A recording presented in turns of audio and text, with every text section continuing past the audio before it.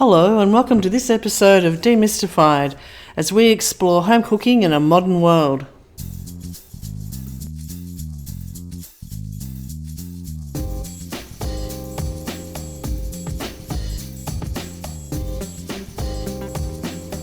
Hello, I'm Linda and I'm here with my friend Paul. Hello, Paul. Our last face-to-face. I know, and when we're sitting that far apart, we can microphone can just pick us up. But this is our last face-to-face for us for quite a few 6 weeks. Minimum. Yeah. Hopefully, if Victorians can get their act together and stay home. Oh my God! Stay home, people. Please stay home. It's making me nutso. It's making us all nutso. But I think this is a good time to revisit what it's like to cook in COVID times. Yeah, so and we're revisiting this particularly because we're now in heavy duty stage 4. Don't go anywhere. Don't leave your house. Locked down. Only go to the shops. One person for 1 hour at the most. So we thought it would be advantageous to maybe before you go to the shops, have a look at what you've got and see what you can do with it. So we've done podcasts on pantry essentials and, a lot of those sorts of things. So maybe we can jump into, before you race off to the shops, have a look in your pantry, have a look at all those tinned goods, and see what you can do with them. So if you've got things like, let's take chickpeas as an example. And I think we've talked about chickpeas before, but this is just an example to try and get you to think outside of maybe what you can do with those chickpeas. So don't forget, chickpeas are the basis of a good hummus. Okay, so you can blitz them up with some tahini, lemon juice, a bit of garlic. Not things that, you might not have tahini, but you can still blitz them up and make a version of with some olive oil. They're really good pan fried, and you can throw them in an omelette, in a braise, in anything. So if you're looking at things like beans and things like that, don't just look at them as beans. You can blitz them up, make a dip out of them. You can make a puree out of them, add it to a dish, pan fry them, get some colour on them. Other things which, like recently, we've had lying around at home, which were sort of getting towards the end of their life. We had some flatbreads there, and I toasted them up, threw them in a salad for a bit of texture. So rather than just look at them as a wrap, toast them up in the oven. So I just busted them up, put some sumac on them, a little bit of olive oil, just put my oven on combi steam, relatively high temperature, and essentially made croutons but out of flatbreads. So using up all the ingredients you have before you go to the shop, so you don't have to go as often. Things like spinach leaves, you can make dips, you can blitz it up, you can make soups. Any of those vegetable things that are sort of heading towards maybe the end of their life, don't just go, okay, well, that's it for that. You can also steam spinach and have them with some eggs. Yeah. And bulk out a bit of egg. Yeah. And have a nice a la Florentine. Oh, very good. Oh, a la Florentine. A la Florentine. Spoken like a true fancy Frenchie. No, I know, it sounds terrible. I don't even think it's French. I don't think it is. I think it's appalling. And however I said it was terrible. But they're the sort of things that you can add together if you've got some eggs. Yeah. And everyone can generally get eggs, even from the 7-Elevens and things. Yeah. To bulk it out a little bit and make it feel more substantial. Yeah, if you see a recipe, like I was doing a recipe last night, and you're going to be upset by this, but I was out of wine. What? And so I needed. And you didn't call me? I needed a bit of wine to deglaze the pan, but rather than use wine, I used a bit of beer. Oh, well, see, I wouldn't have beer in the house, but... Yeah, I know, but yeah, good idea. It's a good idea. Yeah. So, rather than cut your lemon in half and just use the juice, zest it first, put the zest in the fridge, and then juice it. You'll find it, A, easier to juice, and B, you've got some lemon zest there to throw in a pasta, throw in with your eggs, throw in anything. So just maximise your ingredients so you're not going out as often. I think it's the sort of what we're talking about today is the message today, rather than a specific technique or Well, I know in the last sort of run-on we had with food, people were, apart from toilet paper, which we're all surprised about, but people were sort of running away with bags and bags and bags of flour, Yeah. pasta and sauce. Yeah. But I think, just touching back on, say, um, butter beans or on bortolotti beans or any of those sort of beans, Yeah. one of the things I really like at home is steaming some cauliflower, a little bit or any sort of vegetable really that's sort of left over, Yeah. making a cheese sauce, Yeah.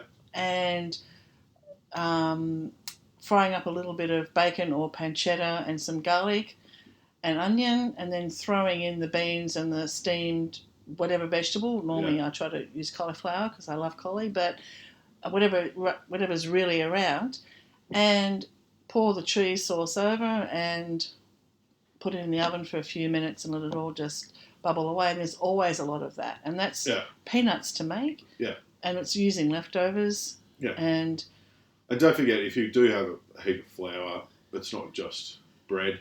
No, you can make your own pasta, which is good. Seeing as a lot of kids are at home now, like my little fella gets right into making pasta. So you can make your own pasta, bread, of course. Yeah, there's lots of different things, and pasta is super simple, and it's quite therapeutic. And you might not go back to buying a pack of pasta if you start making your own. Well, I think base level. I'll just give everyone a quick rundown of base level recipe. Is whatever quantity of flour you use, let's say 500 grams, half that quantity of egg yolks. Okay. So 250 grams of egg yolks, a squirt of olive oil, mix that up. But boom, there's pretty much a base pasta level for most, base pasta recipe for most people. Of course, there are variations of it. You can use different flours and all that sort of stuff, but just and your pasta doesn't necessarily need to be pasta. It can be noodles, and you can add an Asian-inspired broth to them. Who cares? Who cares? It's all. Another way that we've used things that are in the pantry, if we're getting a bit low and you just think, I just can't be bothered going out and standing in a queue for an hour in the cold because it's still winter here and it's now turned really bad today, is potatoes. The joy of a big potato. If you've got a couple of potatoes, putting them in the oven. You're so Irish. You love your potatoes. I'm so Scottish. Oh, well. But potatoes, and then whatever veggies, again, steaming them, breaking them up, putting them into some kind of little, chopped up pieces and pouring that over the potato, having it hot, sour cream or butter. Yeah. All those things, I think, are a great way of providing a healthy meal without necessarily feeling like you have to go out and buy something from scratch or buy something that may not be there. Don't panic. There are lots of things that people aren't buying lots of that you can turn into really we've talked about good additions. We've talked about that in another podcast about the secondary cuts. Oh, absolutely. Which people, I know for a fact, and I spoke to the butcher 2 days ago. I know for a fact he's sitting on a whole heap of pork neck and lamb neck and, all those secondary cuts. If you're at home, bung it on in the morning, you got time. You're not leaving the house. So, and look at buying those because the yield you get out of them, although yes, you are paying sometimes for bone as far as the weight goes, but the yield you get out of them because they're much richer, so you don't eat as much, is much higher. So you will generally get at least 1.5 to 2 meals feeding 2 or 3 people out of them. So if you are going shopping, look at those, and they freeze really well too. So if you do big batch cooking and you do a braise like that, you can freeze that braise down. So if you've got some left over, stick it in a container, freeze it down, wait till next week and come back and have it again. I mean, I know we're always trying to encourage people to try new recipes and do new things, but don't waste what you've got. And I think because that can be like some braised lamb or some braised beef or anything like that. You can always throw that in with a bit of passata, and then throw it in with your pasta, and then you've got a pasta sauce. So you're getting multiple uses out of it. It can be put into dumplings, put into spring rolls. You can do anything if you've got some braised meat there. So particularly if you are going for the things that everybody else is going. If you're going for something alternative to what everybody else is going for in the supermarket shelves, or going to your butcher and asking for those things, because we've talked about this before, but this You're is best the time. off going to your butcher. Yeah, this is the time to really look at maximising the bang for your buck, and buying fresh. And the buying reason fresh is always cheaper. Yeah. And having a few basic ingredients in your home to help you make, a casserole or a braise or something that you can slow cook is going to be cheaper than buying packet sauces, tin. Yeah. Alternatives. And if anyone's out there who's got like half a dozen ingredients that they sort of can't figure out how to throw together, flick it in an email. Yeah, absolutely. Like that was actually part of my job of being a chef. I distinctly remember at one particular restaurant was walking in the afternoon, and the head chef would show me the cool room and go, "There you go," and I need 3 specials prepped. Like, what are you going to make? Here's what you've got. You've got a cool room worth of ingredients. Now, you know what's on the menu, so you can't duplicate that. So you've got to come up with something different. And it was always good to open up the cool room when you're on the afternoon shift and go, okay, they've had a delivery this morning. And there was no rhyme or it was always, there would be some standard things in there, of course, but it was seasonal. So sometimes you'd have mushrooms, sometimes you'd have really good tomatoes, broad beans, things that have got shorter seasons sometimes. So you had some idea of what was going to happen, but, a mushroom doesn't need to be sautéed mushrooms. It can be a mushroom soup. Why not? Like, they're in abundance of mushroom risotto. It can be a sauce. You can chop them up really finely and add them to a, pasta base. Yes. You can throw them in with your braise. Like, don't just look at your ingredient as, okay, a chickpea is round, small, and I have to use it as a chickpea. Yeah, it can be blitzed, pureed, chopped, pan-fried, roasted, blanched, boiled, marinated. Yes. It can be a million things. So, and that's probably the best way to look at most of your ingredients is look at them like an egg. Like, eggs do so many things.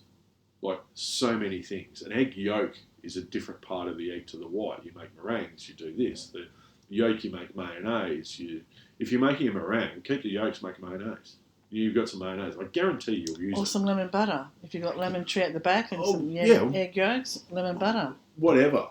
But, eggs can be omelettes, can be scrambled eggs, can be poached. Yeah. They can be used as binders for burgers. They can be used to make a pasta. So look at all your ingredients almost like you're looking at an egg.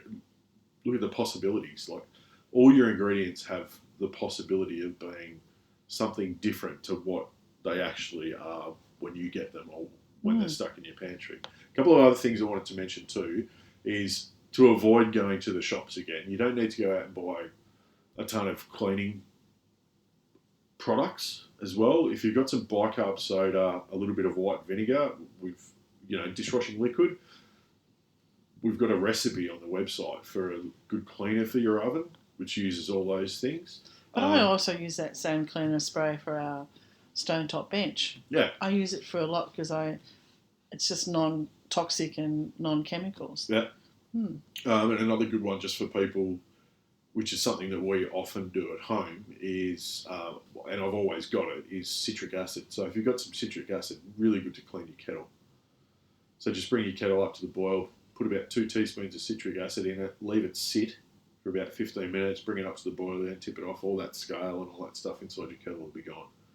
So if you... I haven't seen citric acid for a long time. Where do you get that from in the supermarket? It's in the baking aisle. Is it? Okay. Yeah. Cool.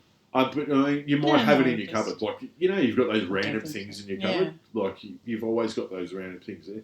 And if you've got 20 or 30 mils left of soy sauce, and it's not enough to do a full marinade of whatever it is you want to marinate, doesn't mean you can't make a dressing out of it.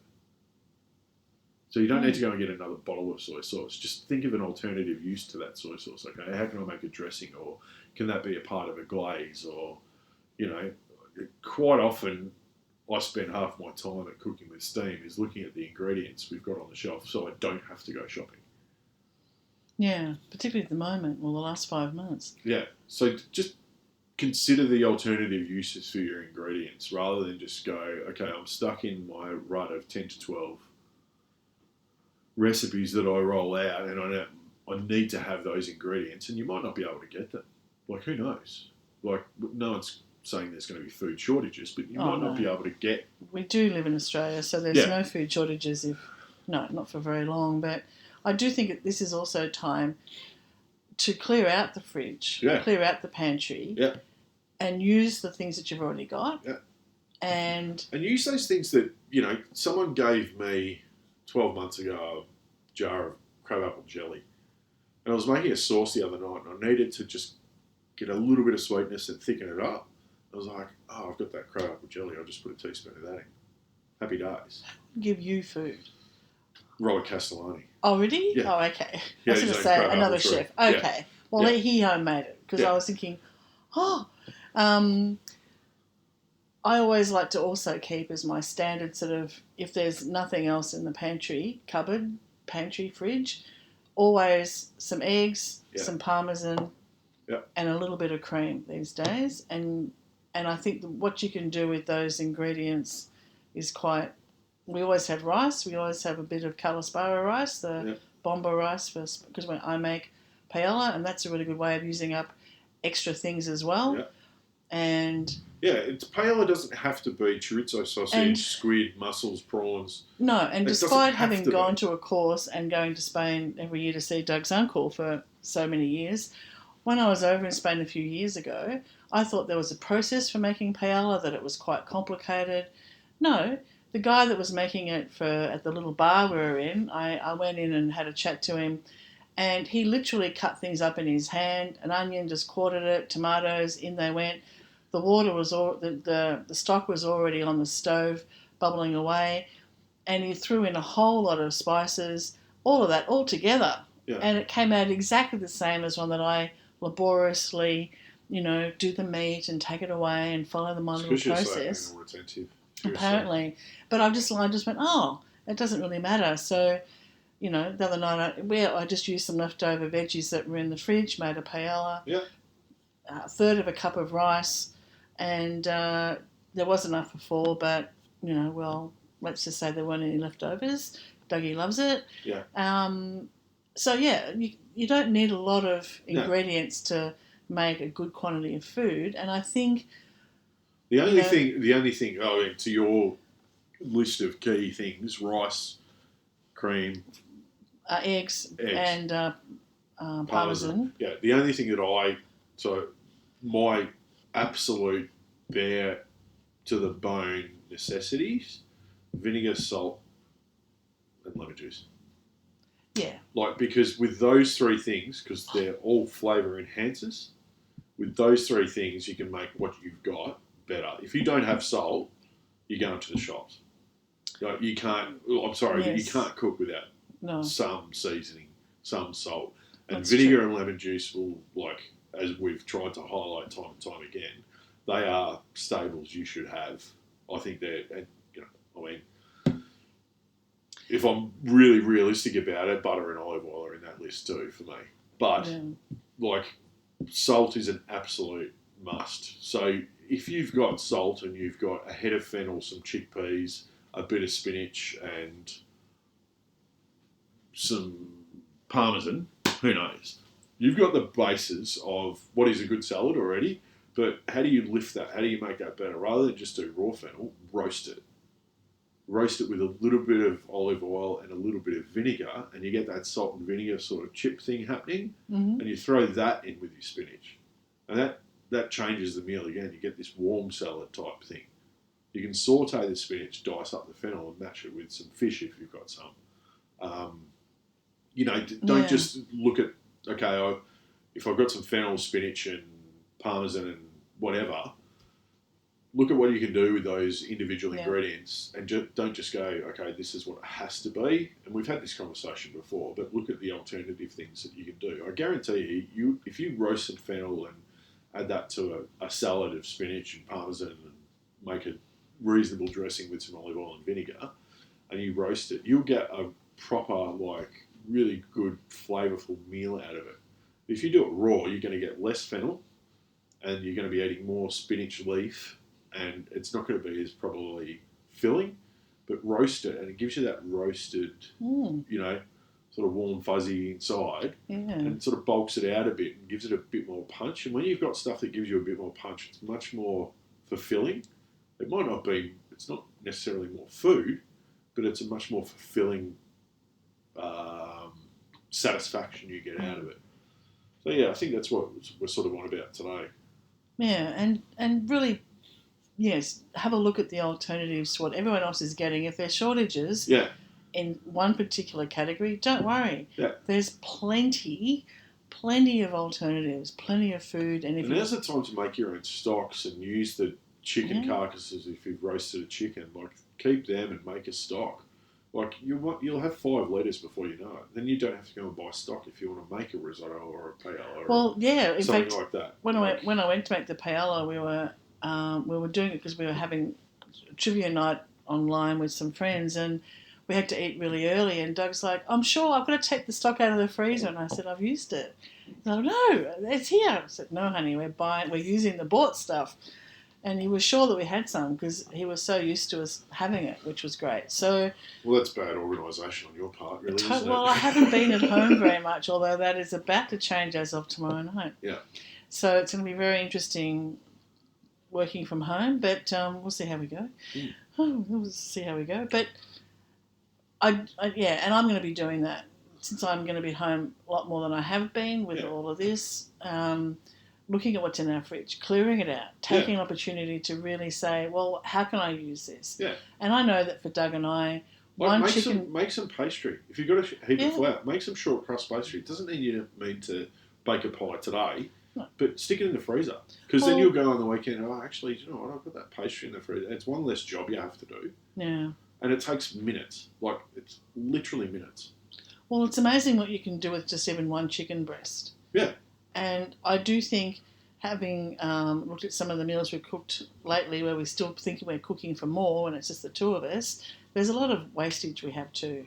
And I think we need to get better at that. You know, that we do throw out. I just hate the idea at the moment of throwing out food and not repurposing it in a better way so that we can use it properly. Well, that's on you. Oh, no, it is. No, it is. But it is bad management because you buy things thinking you're going to use it and then you don't. And it's a waste of money, which is awful. It's particularly at the moment.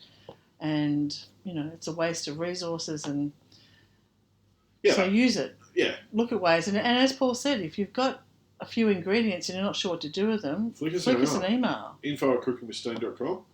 And just list your ingredients and go, what are my options here? We might not have the answer for you, but at least we can maybe put a different slant on how you're thinking about your ingredients. Because that's what I spend 99% of my time doing. I don't go to the market with a set plan of what menu I'm going to have for the week. As much as my partner would like me to do that, she would love to have written on the fridge what we're having on Monday, Tuesday, Wednesday. It's not going to happen. Not for me ever. Because that's not how I like cooking. And if I'm cooking for my own pleasure, that's not how I want to do it. So I'll generally go to the butcher, look around, see what's good, and then base my decision around that. And then also look at what I want to cook as well, what I want to do. So I went and bought a lamb shoulder. Now, a whole lamb shoulder is way too much for us. But I know exactly what I'm going to do with that. I know exactly what I'm going to do with the bones. When I do it, it doesn't matter. And as long as I've got some vegetables, fresh herbs, salt, a little bit of olive oil, some vinegar, acid, whatever, I know I'll be able to create some sort of meal. And having a few of those staples as well, rice, couscous, burgle, polenta. Yeah. So they're the we things did polenta the other night. Polenta, we did polenta the other night, and then I made too much on purpose. And 2 days later, last night, I just cut it into big hunks, dusted in a bit of flour, pan fried it. Rather than eat it. Like, it's delicious. It's really good. So, you know, it was sort of a half old, half new because I had some chicken there, which was, you know, fresh from the market. And I thought, I feel like that tonight. We'll have that. And I looked in the fridge and I went, I want polenta, but I don't want to make it again. I've got this. Use it up. So, yeah. And they're the things that you can have that require a very little amount in itself out of the supply that you get. A little bag of polenta goes an enormously long way. Yeah, you now know that, don't you? I do know that because now I've worked out that we have thick grain, and it's like 8-1. 8-1. Yeah. But now it's fantastic. And as I said, I always have Kalispara rice, bomba rice, because it's a little tiny amount, goes an awful long way in a paella dish. Yeah. And which you don't need, you just need a big fry pan. And so there's some things that you can have that takes away the pressure of thinking, oh, I have to run to the shops. You don't. Yeah. Use what's there.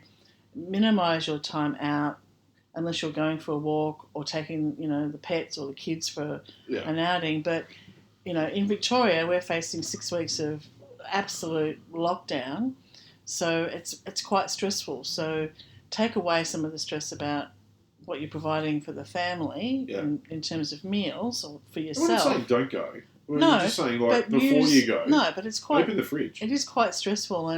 And for my friends who are single, sort of trying to balance up getting enough food and having things, it's the same thing, It's just look at what you've got, have some staples that take that pressure off that you can always go to if you can't get out or the weather's crap or whatever. Yeah. Or you need to stay in, and if you've been tested. So I think there are a lot of things that we can still come back to. Yeah. Basics. Yeah. Fundamentals. Just, yeah. Yeah. Enjoy a few basics and, And have a look around and be a little bit confident that there's enough that you've got to give it a go. Yeah. And some of the best dishes are so few ingredients. At least once a week, we have spaghetti with olive oil, olive oil, garlic, and a little bit of chili. Yeah, at least once a week. And parmesan. Absolutely delicious. And you don't need much. No. So anyway, and the only other thing I'll mention, because this is our last face to face, so the Cooking with Steam videos, the recipe videos, will probably have a different look. We might even title them the COVID edition, because I'll be doing it from home. So for anyone that's noticed over the journey, we've updated the Cooking with Steam kitchen. That will be shut down. Seems such a long time ago, doesn't it? That will be shut down for a little while, but I'll be doing it from my butcher's block at home. All those plans we had and all those... anyway, it's only 6 weeks. Yeah. No, it's only 6 weeks at the moment. And it just feels like life is changing so quickly that it feels like such a long time ago we did the Cooking with Steam kitchen again. But we'll be back on Friday, depending on Linda's ability to sort out the technology. We'll be remote. But I have got my steam oven back, so I am looking forward to doing some cooking while I am at home. Yeah. In amongst everything else. I've got to juggle with my day job and the team all working remotely, which is interesting. Since they all have lunch together, they're going to miss each other. They can have virtual lunch. Oh, please. But other than that... How is it? It's not virtual lunch when you're actually having it. No. Yeah. It's just, I don't know. It's like people who call them virtual drinks. No, it's not. I'm still because you're drinking. actually physically having a drink. I know. So it's not virtual at all. And let me tell you, when I was playing Trivial Pursuit... It's remote drinking. Online with my beautiful friends, the Cowmans, the more I drank my Baileys, the smarter I wasn't. I thought I was funnier, but apparently I wasn't that... Or I wasn't that smart. But we won't go there. It's a different story. Yeah. But happy cooking, everybody. Yeah. Stay safe. Yeah, get in touch if you need to. Yes. We have time. Everywhere seems to be, other than in New Zealand, a little bit out of control at the moment. And good luck for those of us in lockdown and for those in America at the moment who are really going through a terrible time. So happy cooking, everybody. Stay well, stay safe. Bye. Bye. Thanks for listening to this podcast as we explore home cooking in a modern world. We'd love you to subscribe, and for more information, please go to our website, cookingwithsteam.com.